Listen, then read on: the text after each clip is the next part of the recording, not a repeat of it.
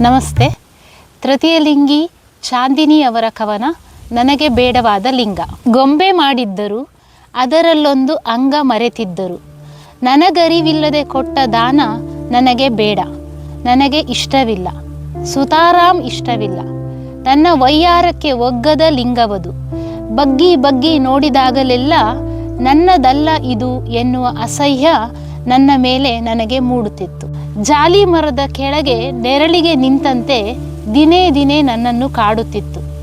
ಕಿತ್ತು ಬಿಸಾಡಬೇಕು, ಮೂರನ್ನು ಹಿಡಿದು ಕೊಯ್ದು ಬಿಡಬೇಕು. ಇದು ಯಾತಕ್ಕೆ ಶಿವಶಿವಲಿಂಗವೇ?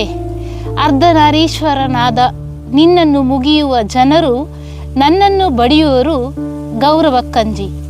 ನಾನು ದೇವರಲ್ಲಪ್ಪ ಒಪ್ಪಿಕೊಳ್ಳಲು, ನಾನು ನಾರಿಯಪ್ಪ, ನನ್ನಿಂದ ಮಾಯವಾಗಿ ಬಿಡು.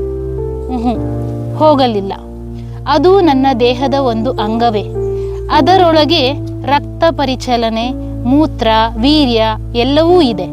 ಆದರೆ ಅದರ ಉಪಯೋಗ ನನಗಿಲ್ಲ.